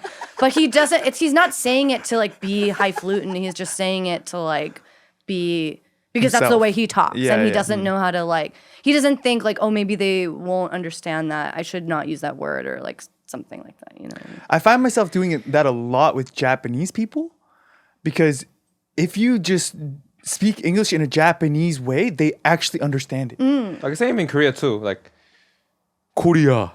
But Japanese is a little crazier, I feel, because they're katakana, like they Yeah. actually use a lot of words that are English, but they just pronounce it in Japanese. Yeah.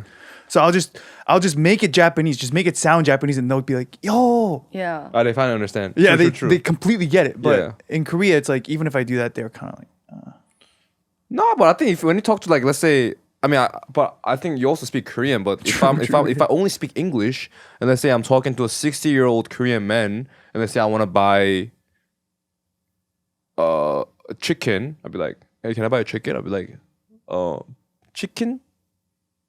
right. Yeah. Chicken might be a bad example of a Yeah, word. chicken. Yeah, I don't know what I'm talking about. Chicken might be a yeah, chicken. Yeah, chicken. Yeah, straight up. Yeah. That wasn't a good example. Well, you know what I'm saying. Yeah, I get it's the same in like, I think that's Or, everywhere like, you go. It's the same in sometimes, Thailand. like, I had this day where, like, this is the most Korean, like, I live here feeling that I've ever had, which is, like, if you have a tailor and, like, a cobbler in the city that you live in, that's, like, when you are, like, I live in this city. What's a I feel cobbler? Like a 수선. Yeah. 수선? Right. Yeah, they have that like on the street. Your Korean is so good. Like I think Do your you know vocab, 구두수선? your Yeah. vocab is very. True. Susan is quite a difficult. Susan is yeah. what's Susan, Matt? Yeah. I mean, yeah. Now you know. Now But he there's knows. also like 옷 수선 집, right? So that's like tailor. So then I went to those two men in Myeongdong. It was like two 아저씨, and like the cobbler just took one look at me, and I gave him my phone number, like albeit slowly, but he was just like, he just looked at me, and it was just his expression was just like no. And then Jungle like said the exact same thing, and then he wrote it down. And then I gave my phone number literally downstairs to the tailor, and he understood it fine and didn't have to ask any questions. And she was like, I've seen this before where like sometimes they just look at you, and if you look like a foreigner, they're the visually they're just like, I will not understand what this person is going to be saying. No matter like if And they perfect just Korean comes out. decide that they don't Right. know. And actually, like I even feel like my aunt for a while was just like, my niece does not speak Korean. Like I'm not. It was actually like the hardest to get to her in a way because she's always known me as someone who doesn't speak Korean. And so like as I was improving so desperately wanting her to her out of everyone in the world to understand me. Right. It kind of and thinking also because we're close, like she will understand me sooner than other people. It actually kind of took her a longer time to like get what I was saying. right. I think we got like 10-20 minutes left. Should we do it in Korean?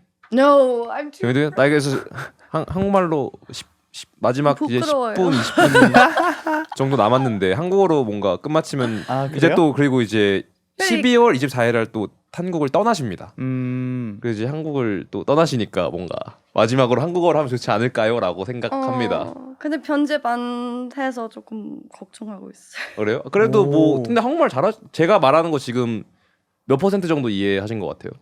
그 지금은 간단하게 말하고 있어가지고. This is how I speak, I think. Yeah. 100%. 100%? 근데 나중에 그 다른 주제가 나오면 아마 이해할 수 없는 것 같아요. 아, 오. 근데 발음이 되게 좋은 것 같아요. 그런 칭찬 받으면 그 수업에 다녔을 때 네. 항상 거절해야 된다라고 했어요. 아니에요 이렇게. 잘 하기는요.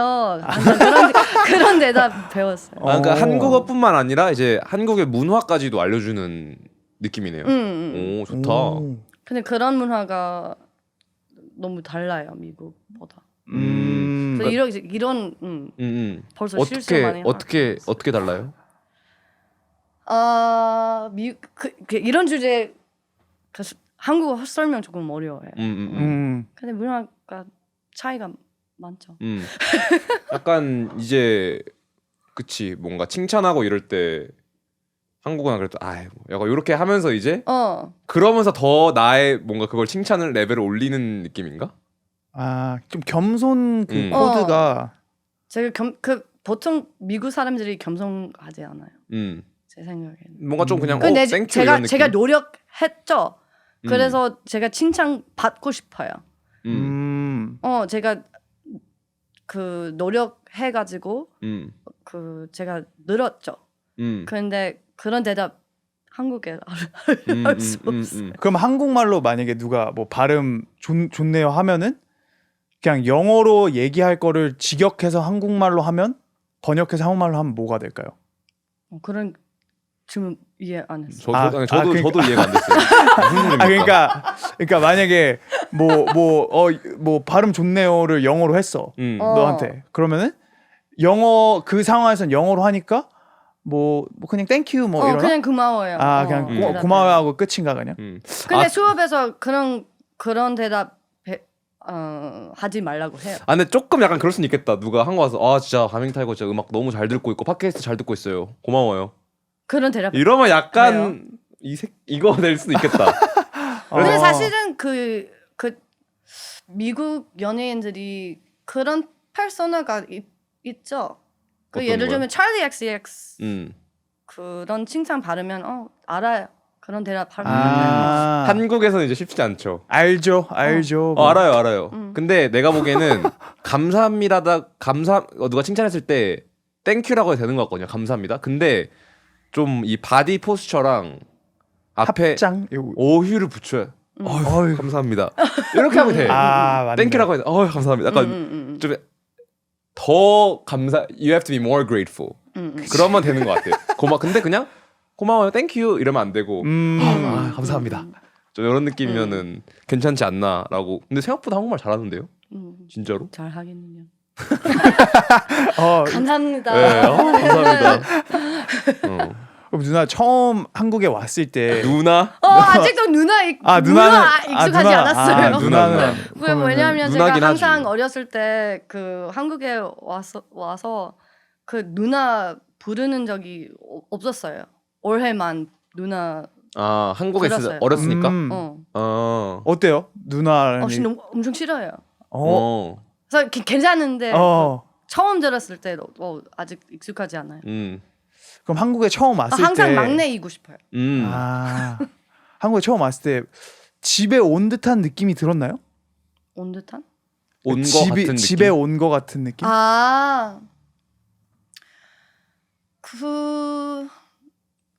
그런 느낌이 향수가 느꼈어요. 향수를 느꼈어요. 근데 이제 미셸 씨가 한국에 1년 살았죠. 맷은 5년 살았는데 뭐 하는 겁니까? 저 바빠. 학생입니다. 나 많이 일 있어요. 제가 다른 일이 없었어요. 근데 1년만 한국어 배웠어요. 그리고 어렸을 때 많이 들었어요. 그래서 그치. 억양하고 발음이 조금 괜찮아요. 근데 확실히 그 어렸을 때 좀 한국에 오시고 이제 가족분들 중에 한국 분들도 있으니까 들은 게 있어가지고 그럼 발음이 근데 확실히 다르긴 한 것 같아요. 그치. 예.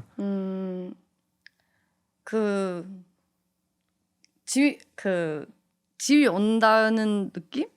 그런 거 없는데 그 가족이 드디어 있는 느낌이가 있었어요. 이거 좀 어려워요. 왜냐면 사실은 그 미국에서 가족이 없어요. 그래서 여기에 큰 이모만 있어요. 잘 챙겨줘서 그런 느낌이가 많이 그리웠어요. 그랬겠다. 뭔가 좀 가서 밥도 막 먹고 한국 음식도 해주고 그런 게 정이라고 할까 그런 게 있긴 합니다. 진짜. 아니 왜냐면 그 한국에서 태어났는데 이제 입양 이제 미국으로 완전 아기 때 입양 간 친구 입양 adopted 맞아요. 그런 친구들이 한국에 다시 돌아오면 한국에 와본 적이 없는데도 엄청 집에 온 것 같다라는 느낌을 받는 친구들 주변에 몇 명 봐가지고 그러니까 아예 한국인이 키우지 않았는데 그치. 그리고 그냥 완전 백인 양 부모님한테서 자랐는데 한국에 오니까 나 여기가 내 집이야라고 확실히 느끼는 친구들이 있더라고. 그래서 물어봤습니다. 아마 제가 혼혈이라서 느낌이 조금 다른 것 같아요. 왜냐면 제가 외국인이 보여요. 그치. 그리고 반은 약간 집처럼 느끼는 건가요? 반? 그 알겠어. 반반 느낌이. 예, 반반 느낌. 치킨처럼. 예. 그 짜장면 짬뽕. 그쵸. 짬짜면. 짬짜. 예. 잠시만. 그러면은 한국 이거 뭐 이제 조금 한국 적인 질문으로 가자면 예, 한국 예. 음식 중에 조금 뭐가 제일 그러니까 맛있었나요? 더 간단한 질문 간단한 거. 좀 오케이, 오케이, 좋아요. 좀 쉽게 대답할 수 있어요. 한국 음식 어떤 거 좋아하세요? 한국 아침 아침 조식? 코리안 조식. 브렉퍼스트? 조식. 한국 조식? 네. 제가 김치찌개, 계란 프라이하고 밥 반찬. 맛있게 드시네. 아니면 스팸도 먹나요? 맛있게 스팸 드시네. 먹어요. 네. 근데 아침에 김치찌개 약간 좀 더부룩할 수 조금 배 아프지 않아요? 아니요. 오늘 아침에 김치찌개 김치찌개 먹었어요? 오. 거의 돼지고기 김치찌개나 된장찌개 하고 참치? 계란 프라이. 참치 넣어요? 아니요. 그 돼지고기. 돼지고기. 나이스. 김치찌개. 그러면은 아침은 김치찌개 제일 좋아하시고 그냥 overall top 3. top 3. I have to change it to Korean. 탑 3. top 3 3. 한국 음식. 최애 최애 한국 음식. 예. 음식? 네. 김치찌개, Yeah. 간장게장. 간장게장 so good. 너 간게. 어떻게 대답할까요? 뭐 좋아하는 걸 말하면 되죠. 그거 오메가 거예요. 오메가님 어떤가요? 저 같은 경우는 말입니다. 뭐 좋아하시죠? 저의 칼국수 탑 좋아하시죠? 3 저도 칼국수 한식은 좋아해요. 저도 간장게장 있는 것 같아요. 간게? 간장게장 있고 평양냉면도 있는 것 같습니다. 평냉. 서울에서 제일 좋아하는 평양냉면 식당님 게이트키핑 하겠습니다. 뭐예요? 농담이고 나중에 알겠어요. 을밀대라고 있어요. 을밀대. 을밀대. 저도 네. 을밀대. 을밀대 좋아요. 네, 그게 을밀대가 이제 효창 저희 집 근처에 있는데 필통? 필동 면옥기라는 보다? 곳도 있죠. 더 을밀대 더. 저는 사실 을밀대만 먹습니다. 그게 제 입맛에 제일 맞아요. 저는 그 추억이 또 있는데 그 아빠랑 진짜 제가 초등학교 한 3학년 4학년 때 제가 냉면을 되게 좋아했는데 평양냉면 말고 그냥 노말 냉면 있죠. 되게 막 비네गर 많이 들어간 거. 그걸 되게 좋아했어가지고 아빠가 냉면 맛있는데 데려간다고 해서 여름에 엄청 더운데 한 줄을 1시간 섰어요. 을밀대에서. 네. 그리고 먹었는데 내가 생각했던 거랑 너무 다르잖아요. 그래서 뭔가 슬펐다. 많이 섭섭했죠. 많이 섭섭했죠. 짜증 냈나요? 근데 짜증 많이 이제는 냈죠. 그럼 지금은 너무 좋죠. 싱거운 싱거운. 맛이 좋아요. 맛있는 것 같아. 그리고 나머지 하나는 어려운데 짬뽕? 근데 짬뽕 짬뽕은 좋아. 중국 음식 아닌가요? 근데 이게 좀 오해하시는 게 있는데 근데 중국에 가면 달라요. 한국식 중식이야. It's like 이거는 세사미 치킨처럼. 그래서 텍스맥스 같은 느낌. 그러니까. 그래서 저는 뭐 한국 음식이 가깝다고 생각합니다. 음. 물론 이제 그래서 제가 짜장면 대답할 것 같아요. 짜장면, 짜장면도 맛있어. 짜장면도 맛있어. 준호 씨는 어때요? 저는 고등어 구이. 진짜요? 예. 음. 제가 고기를 안 먹어가지고 아. 그래서 생선류 엄청 좋아하거든요. 이런 추천이 있어요. 고등어 구이집이. 여기 주변에 많아요.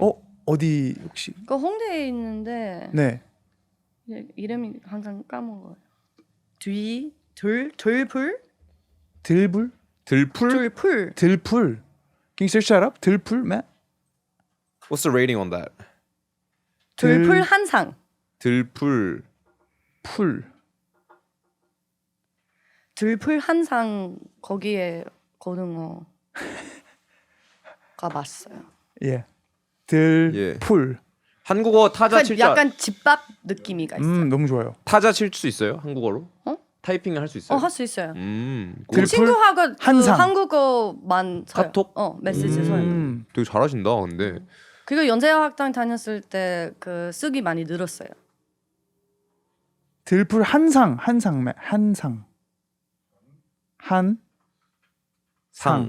There we go. Yes. Yeah. Let me see. 오, 약간 좀 거기에- 나 여기 아는데. 진짜요? 솥밥 엄청 맛있더라고요. 그 옆에 있는 태국 음식점을 알아요. 거기를 자주 갑니다. 어딘데요? 제가 한 번 어메이징 갔는데 타일랜드. 어메이징 타이. 거기 태국 음식 맛있어요. 별로. 근데 저희 그때 압구정에서 갔던데 맛있었죠. 까폼. 거기에 거긴 더 맛있었죠. 맛있어요. 맞아. 까폼이 맛있긴 했어. 거기에 한번 까폰 맛있죠. 까폼 맛있더라고요. 까폰 맛있죠. 네. 그 어메이징 타일랜드 맛있긴 한데. 아 저기 맛있구나. 들프란상. 프랑스. 솥밥이 잘 만들어요. 이야 한식이 최고네요 진짜. 그 막 투어 다니고 이럴 때 유럽 투어하고 미국 투어하고 할 때 아주 뭔가 그 한국 음식에 대한 갈증이 뭔지 알아요? 갈증? thirst. 그게 엄청 있는데 근데 이제 한국 식당이 없는 나라들도 있어요. 없는 도시들도 있어요. 그래가지고 그 독일 특히 독일에 가면 맛있는 한국 음식이 없죠. 근데 베를린에 거기 있던데 뭐 김치나라 공주인가 뭐 그 한국 Korean bar 공주. no, it's called kimchi. Search kimchi princess Berlin. Have you been there? 근데 그 식당 이름이 엄청 네, 저게 저희는 이제 베를린 가면은 저희 가서 좀 먹는데. 아 맛있었나요? 뭐 그 미드?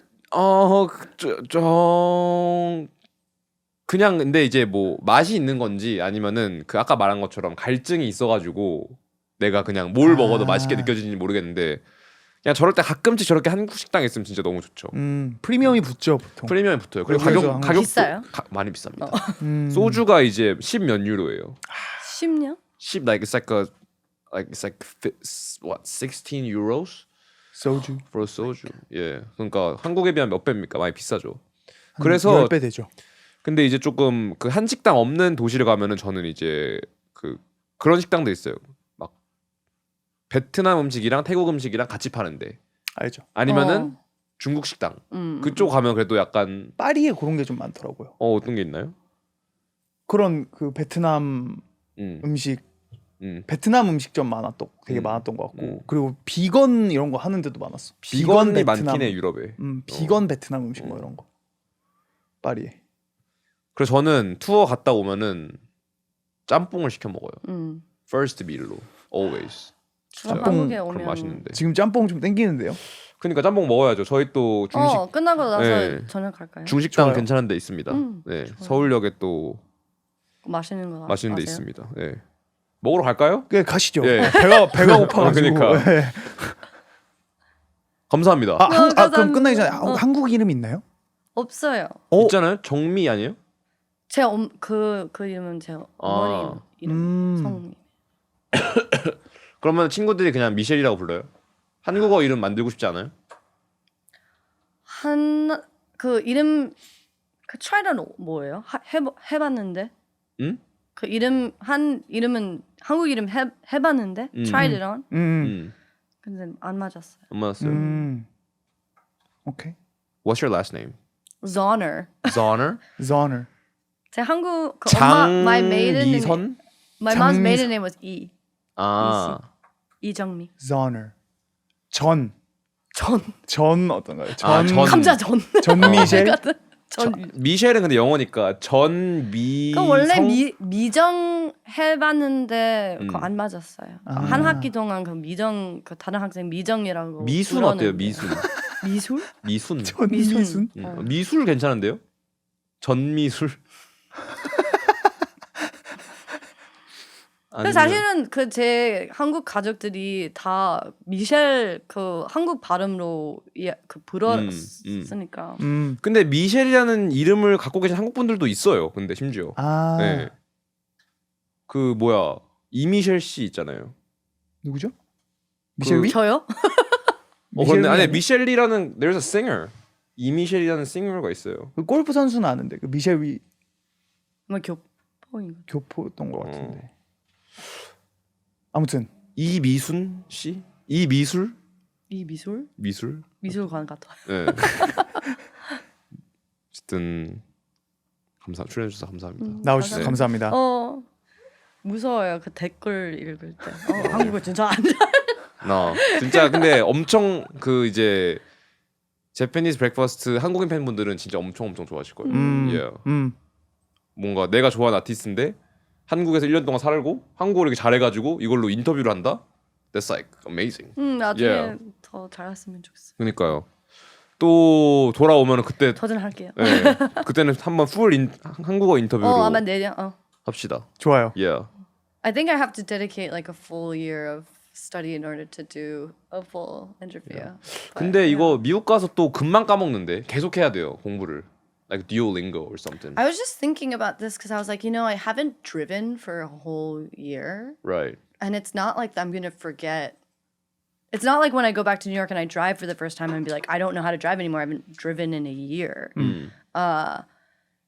And then similarly, like I haven't like worked out or gone to the gym in a year. And so I'm wondering like where language sort of falls in that. No. You know what I no, mean? No, you gotta use it. Because I lived in China for 7 years. A lot of it is forgotten because I don't use it. I think driving is like physical. Right. Or like you don't ride But bicycle for 10 speaking years. is so physical, so it's so strange that you lose that. I mean, it's really sad Yeah. because like as I'm getting ready to leave now, and I was looking through all of my paperwork. I have like a huge stack of notebooks and textbooks for the year, and I wanted to cry because I was like, I wanted to like kiss my 교과서 뽀뽀주고 싶었어요. Because like I had so much fun just learning this language, and I'm looking through all this paperwork and like so proud of the things that I've like ingested, and I'm so fearful of losing that, and so worried. It's going to be a very busy year next year, like going back into the grind of playing music and stuff like that. That I know it's going to be impossible to like dedicate the amount of time that I put into it this year. But yeah, I do think it'll be a long relationship. I think if you do like 1 hour of Zoom, like free Korean free talking, 1 hour per week, I think you can like kinda like stabilize it. So I think Yeah. you should do that if you don't want to forget. Yeah. Yeah, with jungle maybe. Yeah. True. Yeah. Yeah. That'd be great. Or just hang out in K-Town more, I guess. I think it is like the hardest to talk to Kyopo, weirdly. Yeah, 'Cause I'm because so- you just use English. Yeah, no, so you're just like constantly like comparing yourself, Like I think that's the other thing is like whose Korean's better? yeah, like they're just like you can feel that judgment a little bit, and like you're also like wanting to hide, your level and your limitations and stuff like that. But with the native Koreans, they're just like, it's like I would never judge like a Korean person that was speaking English and making mistakes because you're just like it's not your language, Yeah. But I feel like there's this judgment that comes when you're like, we came from the same background. Like you should be, Right. That's one saving grace I think about being mixed is like I don't feel like that expectation is like as thrust on me. Whereas like my other Kyopo friends, maybe if they don't speak perfect Korean, like they get more judgment, I think, than I do, where they're like, oh, of course your dad's American, so like it makes sense. But I think you speak better Korean than a lot of Kyopo now. I think I did. I don't know if that's true, but I've really enjoyed learning it this Yeah. year, and I'm like I loved learning it, and it also helps that I didn't have a job. I have the privilege of not having a job this entire year and have just focused on learning. Because there are a lot of like Korean. Jason Park and Kevin Kim's. Peter Choi like moves to America when he was like 10 or 11 and doesn't speak any Korean. Yeah, but seen- there's seen no. a lot I of mean, that. yeah. Yeah, I've seen a lot of that, man. And I'm like, But everyone has a reason, my you head. know. Like, I think like it's it makes sense. Like, why would if you don't have an interest and you don't have a reason to use it? Like, why if it's not important to you at that time in your life, it makes sense, Like, yeah. I mean, I know an adoptee that has lived in Korea for 14 years, and like I think that there's like and has not really picked it up, has tried and like not made it work, and 14 years. yeah, but like I think that there's like physical maybe trauma in his body that's just like I think that it's just it's like embarrassing, humbling work to show up every day and know that you sound so stupid. And then have everyone judge you and say that you should be better than you are, and it takes just so long of showing up every day and still being like, and knowing that you're never gonna sound completely natural, and so yeah, I mean, I think it's good to not be judgmental for those people too. I think that there's something in your body that wants to reject learning a language sometimes. I think that like as an adoptee, especially, I think a lot of people might feel that way, where it's like, well, this country. Like you threw me away. Like why are you blaming me for not learning this language? Like I think it's that kind of feeling. Yeah. But I respect the journey that you had Yeah, this year. thank you for humoring me. Yeah, and I think being kind. And I think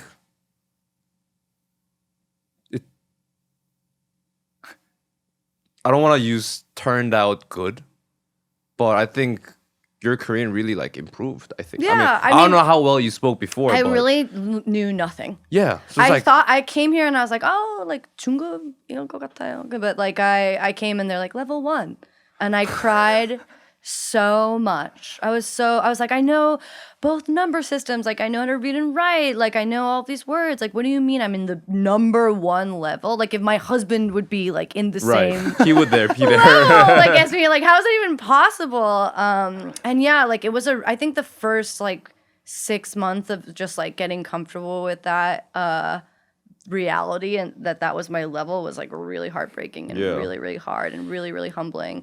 Yeah. But now like just I obviously wish I had made it further, but you know, I'm pretty Yeah, happy so with, you know, Please my get on the improvement. Zoom class and come back for another year. Yeah, I'll and come back next year. we'll do we a can full document, interview yeah. at that time. Thanks It'll for be like coming that, out. like Billie Eilish, like variety interview where she like looks back at every year of Yeah. how much she's changed. And this will be like the starting milestone of that.